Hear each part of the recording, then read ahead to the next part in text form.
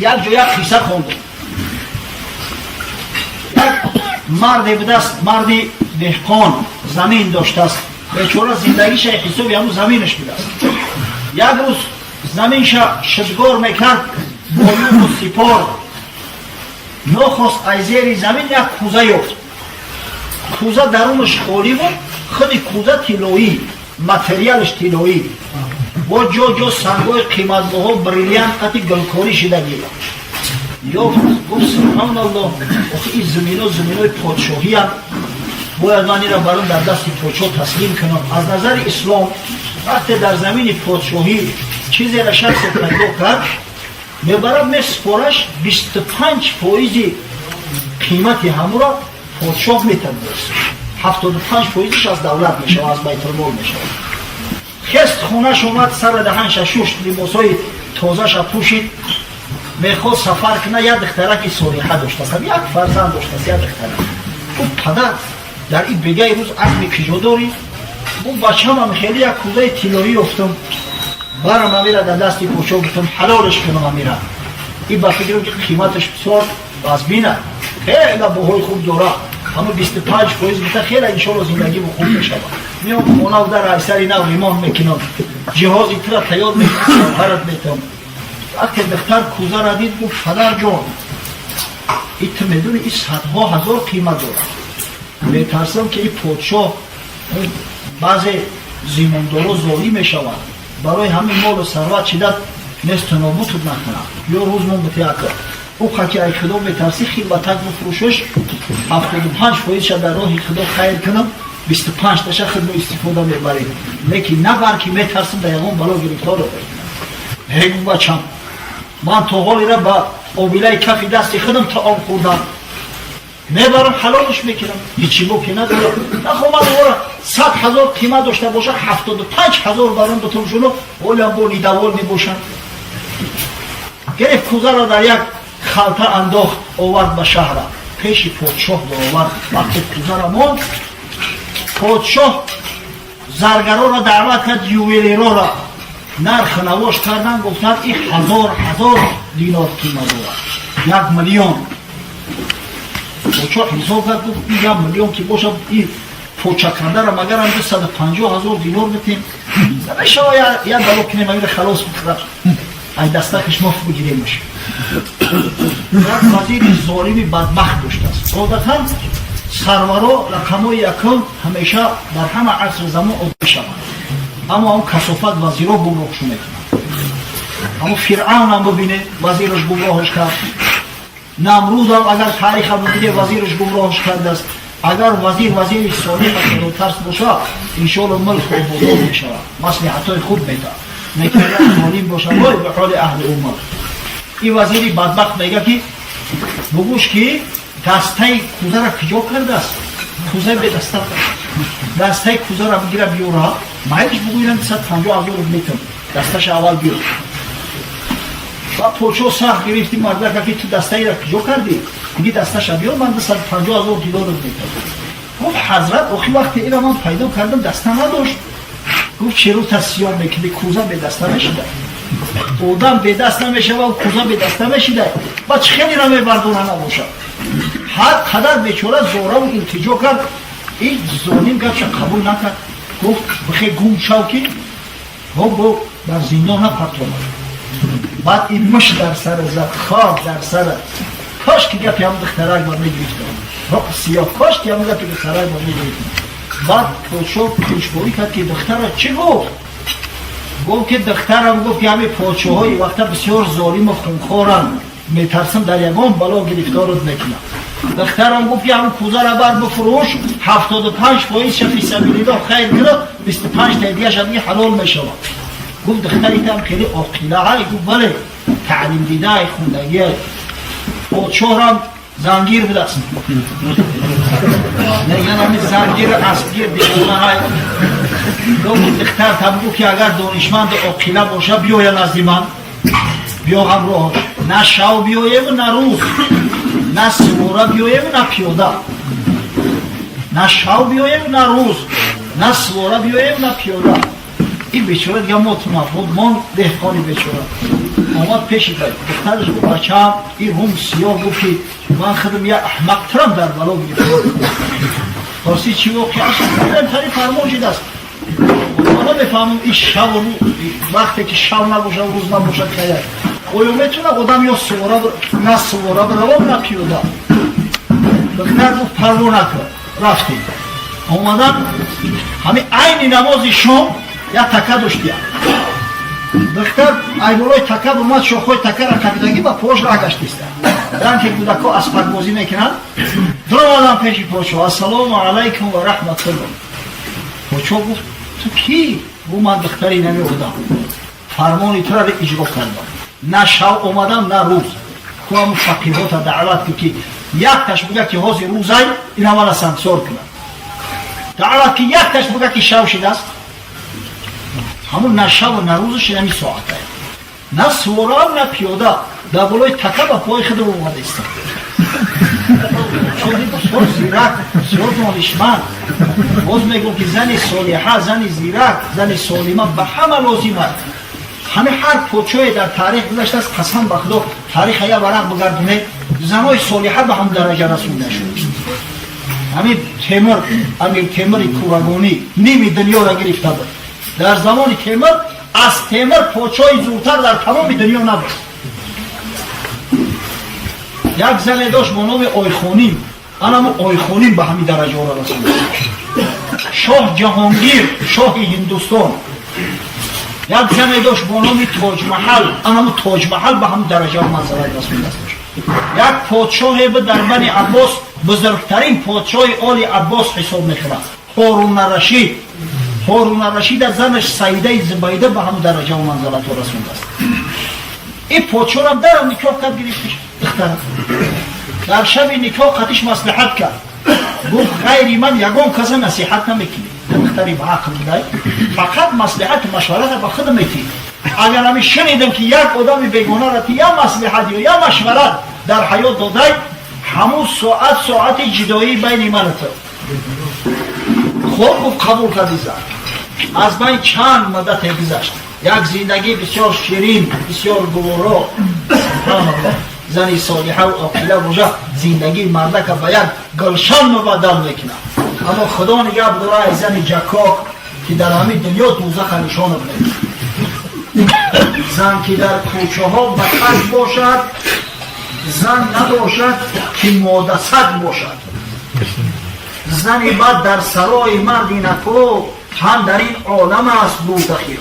همین زنی بعد در خانه آدمی نه در همین دنیا دوزخ شد زینهار از قرین بعد زینهار و قینا ربنا عذاب النار از من چند مدت میگذرد یک روز پادشاه در قصر حکم میکرد مردم یک قبول میکرد هر کس عرض داد چه میگفت پادشاه مثل سلیمان علیه السلام حل میکرد دو کس دعوا اومدن هر کس در سر یک کوره دعوا دارد یک کورچه تویچه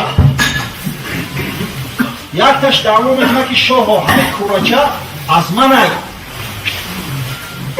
او دیگرش میگه نه از من هست بعد این ایزنش سوال میکنه در پشتی چودر ایزنش میگه ای کدامش باشد خیلی را حل کنه میگه فرمان ته همون تویچه را سر بتن پیشی اسب کدامش گرد هم تویچه پیش روشش نمیده اینا خشلو تحقیق نکردن یک مردش اسبش نرم بده یا تشموده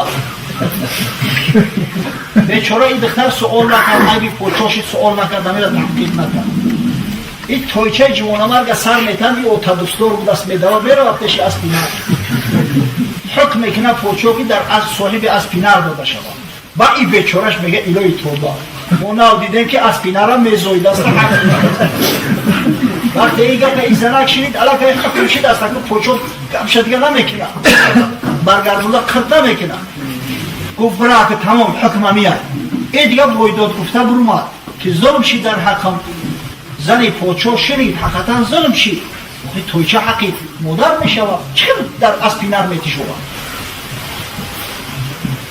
یک کنیز شدر و فرستاد و چار میت خود هر یک قصر پوچه چار میت خود داره بود گفت بگی بیارش آوردنش ای پشت چوندر گفت که اگه خورشید ای بیمان گشت اگر گفت پادشاه فلان موضع شکار می رود برای در بالای بیابان تو را پرت و توری وحیری را آمد سوالت کرد چیکار میکنی بگو ماهی میگیرم بگه جانمرد تو کوری تو دیوانه ای در بالای قم در بیابان ماهی میگیری بگو در ملکی که اسبی نر تویچه میزویه هیچ جای تعجب نیست که همه خطاش هم میفهمه انشالله حق داره این مرده که ما میکاره کرد پادشاه را بسیار پادشاه زیرک جونه مرد گفت بیا اینا پول اسب اینا یا اسب میتوند میتون تویچه نی فقط بگو که این مصلحت که دو اگر نگفتی قسم با خودم بکشه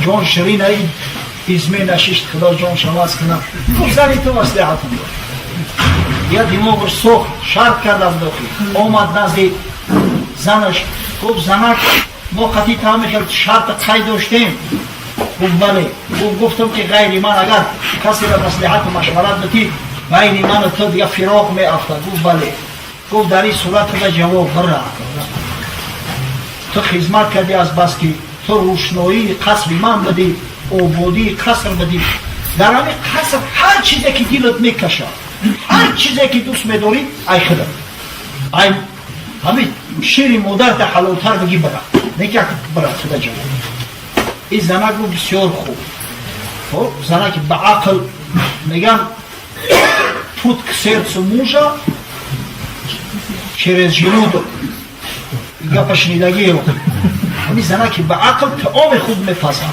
و طعام خوب همیشه شوهر را طرف خود جلب میکنه این زنک همون پوچور خودش طعامش مهیا میکنه است گو بیا همین آخران بار اوشین میکنیم و توکل ترم و خدا منم میدم طعام آور در نزدش ماند در درون طعام داروی مدهوش کننده میدوزه زنک پادشاه میخره خوش میبره بیچاره بس گرفته قالینه روی هم ماند در همون قالینه پادشاه را پیچاند کلولش کرد و بست بریشد که از بینه میشه واقعی دو غلام فیراد کرد گفت شما شنیده که پادشاه گفت همین قصر چیزی را که همین دوست بداری بر گفت بله گفت همین چیزی دوست داشته من همین قالینه هست پشکل خوله پلای من سری حرکه کردن پادشاه را آوردن میشه وش پادشاه با سرش میزنه چشماش آهور میکنه در یک کلبه ویرانه میپرسم من کجا دارم زنش میگه در خونه پو در خونه پدر میگه ای جوانه مرد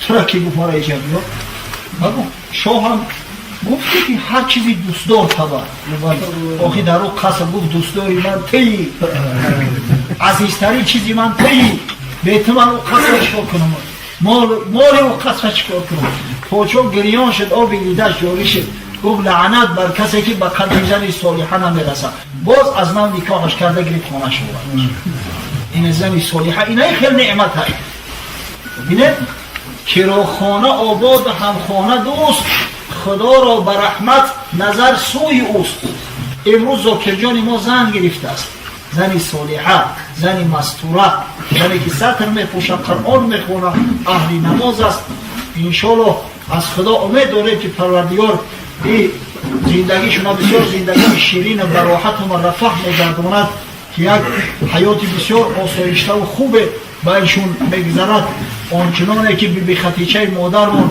همراه رسول الله صلی الله علیه و سلم به حیات بودند آنچنانه که بی ساره مادرمون همراه ابراهیم علیه السلام حیات بسر بودند خداوند براش چنین یک حیات شیرین و گوارایی را نصیب و روزی میگرداند چنان سوالای ابلهانه میتن چنان سبحان الله یک گپ سه بار میفهمونیش با همون را مایده کرده با ایسری نو پرسیدن میگیره ای برادر ممکن تو به حضور باشی ما وقت نداریم از برای خدا یا من تو پایم یا تو پای اون نخوا یک گپ هر یک کلمه‌ش برات بفهمونن سه بار بگنت با هم سوالای ایسری نو بتی میگه اگر در بالای خر تقم خشرو پرتای بزیر گلدوزی کردگی هر کسی ای پیشش بگذره میگه عجب خری بزی بی خوب خری خشرویی همه خیلی مسته خرک زیبا که در گردنش زنگولچه به من در قد کوچه ببرون همه تماشاش میکنم از همین خاطر لباس زیبا و آزاده پوشه، اما لباس زیبا و آزاده تو باید سنتی باشه.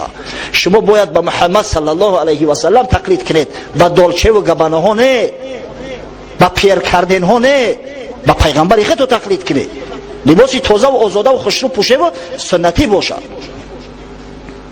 بیجی رنگش زردای سریدیل تای نابوتش پوشیده هم بگه سنتی باشد. پس سوال بچه ها آداب داره، خواهش میکنم همه آداب رعایت کنی، آدابی سوال کردن رعایت کنی. زمانهای پیش هیچ یک زنگ تلفن رد نمیکردم، همش همه برداشتم پای در پای. اما امروزا دیگه عصب ما خراب کردیم. چنان سوالای ابلهانه میتن، چنان سبحان الله یک گپ 3 بار میفهمونیش با همون مایده کرده با ایسری نو پرسیدن میگیره. ای برادر ممکن تو به حضور باشی، ما وقت نداریم از برای خدا، یا من تو پایم یا تو پای. اون نخواه یک گپ هر یک کلمه ش برات بفهمونن 3 بار بگند با همون سوال ایسری نو بتی. پس آداب سوال از حضرت جبرئیل علیه السلام با آموزه. حضرت گفت یا رسول الله اخبرنی عن الاسلام، ای حبیب خدا، ای پیغمبر خدا، از اسلام مرا آگاه کن. چقدر کوتاه اما در برابر خود نگاه کنه که این اسلام چه یک مفهومی وسیع است. یک سوال شامل داد با آدابانه، گپ زیاد نگفت. اصلا همین لقلقی بیهوده در کار نیست. بچه‌ها بسیار گپ زدن عادت نکنید، با کم گفتن فکر خودتون بیان کردن یاد بگیرید. خدای تعالی وقتی که جنت وصف میکنه میگه در جنت لغو نیست، لا یسمع فیها لغوا، نمیشنوه در اونجا میگه گپی لغو، گپی بیهوده. گپی بیهوده عمر انسان از ضایع میکند. همین گپی لقلقی بیهوده باشد عمر از ضایع میکنه. از همین خاطر بزرگان میگن که اگر گپی خیر گفتن نمیتونی خاموش باش. همون خاموشی هم ادب است، خاموشی هم عبادت است. پیغمبر خدا صلی الله علیه و سلم گفت الا اخبرکم بایسر العباده و اهونها علی البدن، شما را آگاه سازم از سبکترین عبادت ها که بر بدن شما هیچ مشکلی حاصل نمی سازد.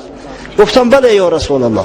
حضرت گفت الصمت و حسن الخلق، سبکترین عبادت ها دو چیز است، یکی خاموشی، دوم اخلاق حسنه. ببینید خاموشی را رسول الله صلی الله علیه و سلم عبادت خواند. در حدیث امام بخاری آمده است، از حضرت ابو هریره روایت میکند که پیامبر خدا صلی الله علیه و سلم فرمود من کان یؤمن بالله والیوم الاخر فلیقل خیرا او لیصمت. هر کسی که ایمان به خدا و به روز آخرت دارد پس باید یا گپی خیر بگه، گپی خوب بگه، یا خاموش ایستد. فلیقل خیرا او لیصمت. خاموش ایستادن هم ببینید عبادت است. گپی خوب گفتن نمیتونی خاموش باش، دهان تا پوش. خداوند ما را 2 گوش داده است و 1 زبان تا اینکه بسیارتر گوش کنیم. امام غزالی درباره خاموشی گپ میزند، میگه گوش کنید بچه‌ها. ببینید اصلا همین کلام سخن 4 نوع میشود. یکم کلامی که مطلق زیان داره، سر تا پا هم زیان است. مثلا غیبت، مثلا دروغ، این کلامی هست که سر تا پا هم زیان است، همه در جان صاحبش جور است. دوم کلامی که سر تا پا همه ثواب است، خیر است، امری به معروف و نهی از منکر، ذکر خدای عزوجل. سوم کلامی که هم سود دارد هم زیان، هم فایده دارد هم نقصان. چهارم کلامی که نه سود داره و نه زیان، نه فایده داره و نه نقصان. بعد میگه او کلامی که سر تا پا هم زیان است، از او اجتناب ورزیدن مسلمان واجبه. میخواهی که جان در عذاب نباشه باید از سخنی که همش زیان است زبان تا باز بداری خاموش باشی. خاموش ایستادن واجب است. کلامی که هم فایده دارد هم ضرر، البته که ضررش ای فایدهش زیاد است، از اما خاطر بهترش که او کلام نگوی. در کلامی که هم فایده داره و هم ضرر بهترش او را نگوی. سوم کلامی که نه فایده داره و نه ضرر، این گپی لغو و بیهوده ای، گپی بی معنی ای، عمر ضایع ساختن ای، پس باید ایش هم نگوی. چیمون کلامی که فقط فایده داره، یعنی که اگر سخن کلام با 4 حصه تقسیم شود 3 حصهش ممنوع ای، 1 حصهش اجازت. بفهمه؟ یعنی که باید از گفتن دیده بیشتر بشنویم، خاموشی را بیشتر اختیار کنیم.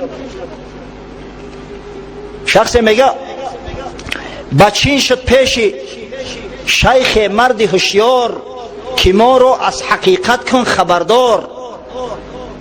بچین شد پیش شیخ مرد هوشیار که ما رو از حقیقت کن خبردار. جوابش داد آن پیری طریقت که 10 جزو است در معنی حقیقت. پیش یک شیخ می روه یک مرد که حقیقت برام بیان کن. گفت حقیقت از 10 قسم عبارت است، بگویم تا اگر نیکو نیوشی، یکی کم گفتن است 9 خاموشی. اگر گپ ما گوش کنی و قبول کنی، همو حقیقتی که تو میپرسی از 10 یک حصهش کم گپ زدن است، 9 حصهش خاموشی. زی خاموشی است در دست شهان باز، که بلبل در قفس نالد زی آواز. باز شهباز که خاموش است در بالای دست پاچه ها میگرده. پاچه که شکار برمد شهباز در بالای دستش گرفته میگردونه. اما بلبل بیچاره که ای شهباز در خشرو ای دسته همو آواز شو، ای دسته همو چهچه شو، دائم بیچاره در دوی قفس ای. از همین خاطر بیشتر شخص باید کوشش کنه که خاموش باشه. از حضرت سلیمان ابن داود علیه السلام روایت میکنن، حضرت سلیمان که گفته است این کان من فضة کلامک یا نفس فالسکوت من ذهب. اگر سخن تو ای مرد مثل نقره خام که باشه، مثل نقره درخشان قیمت بها هم که باشه، سکوت طلا است، خاموش ایستادن طلا است. آداب یعنی خاموش ایستادن باید یاد بگیریم. بعضی برادر سوال میکنه در تلفن، با برابرت گپ زده است، یا بچه حالی هم سوال تمام نشده است، تمام شده است، او تمام شده است، دم تا بگی یادم خب بیست اگره من همیتره بفهمونم جواب شد. و تو برابری من گپ زده استی، ای کجا دیگه من خشم میته که جوابی تره بتم. سوالا که کردی باید خاموش بستی که جوابش چی میشوه. و احمق ترین احمق ها کسی است که با دبای سخن میدوه، صبر نمیکنه تا آخر سخن گوش کنه، دبای سخن میدوه. یک روز در یاون مهمان شدیم، یک برادر حاجی بحردینی برادر مدعوت میکرده بود، یک معرکه بود. یک برادری حاجی خدا عمرش دراز کنه نامش نمیگیرم، سال 2006 همراه مو در حج بود. ملای از امی دهنی در ایستاده است، افتمد واری سوال میتم با یک سوالایی که بسیار سوالهای فراگیر مفهوم عمیق داشته. ایمان چیست؟ اسلام چیست؟ عقل بالا است یا علم؟ این تری سوالا ببینید. با همین نوعیتش سر کرده که سوال دیگه میشه میتونه اوشد دالی خلاص نکرده که سوال سیم. ای مردک تو کلای گندش خود دقیقه چق داری، یک دم صبر کن. آخه این سوالای تو میتی هر کدام این چند ساعت وقت طلب داره. تو لو عقل مون که همین به طریق مختصر برات بیانش کنن. نشانه حماقت انسان وقت ظاهر میگرده که طاقت نداشته باشه، صبر نداشته باشه که یک شخص سخن کلامش خلاص کنه و در بین دیگه بدوه. حضرت شیخ سعدی فرموده است سخن را سر است ای خیرتمند بون، نیاور سخن در میانی سخن. گپ اول داره و آخر داره، در میانی گپ ندو. سخن را سر است ای خیرتمند بون، نیاور سخن در میان سخن. خداوندی تدبیر و فرهنگ و هوش، نگوید سخن تا نبیند خموش. آدمی به عقل و به تدبیر تا طرف مقابل خاموش نایستد سخن نمیگه. حقیقتا بعضی طرف مقابل هست که جونمر نه نقطه داره نه ویرگول، همین ترس کرده گفتن میگیره. اما به هر حال و وجه اندک صبر کردن در کن. هم یکون جو اندک دکه خورد پیش پای خورد بعد گپ تا بگو، در بین گپش ندو. این از روی آداب و از روی عقل نیست. اصلا چرا درباره سخن قدر زیاد میگیم؟ زیرا سخن بسیار مهم است. بهترین گوهر گنجینه هستی سخن است. سخن ار جان نبود مرده چرا خاموش است؟ این سخن که جان نباشه مرده برای چی گپ نمیزنه؟ انسان با سخنش دانسته میشود. کمال عقل انسان یا بی عقلی انسان با سخن گفتنش دانسته میشود. حضرت میرزا صاحب تبریزی شاعری با قوت، یک عالم شرعی هم بود، گفته است در سخن گفتن خطای جاهلان پیدا شود، تیر کج چون از کمان بیرون رود رسوا شود. جاهل مرد وقتی که سخن اثر کرد میفهمی کیه. همین تیر اگر کجله باشه و از کمان زدیش بعد معلوم میشه که چی به دستی. حضرت بیدل فکر میرزا صاحب اندکیگه تقویه داد، باز زیباتر کرده گفت در سخن گفتن خطای جاهلان پیدا شود یا بی‌تمیزی های مردم از سخن پیدا شود، پیسته بی مغز اگر لب واکند رسوا شود. از همین خاطر بهترش خاموش باشی، بسیار گپ نزنی.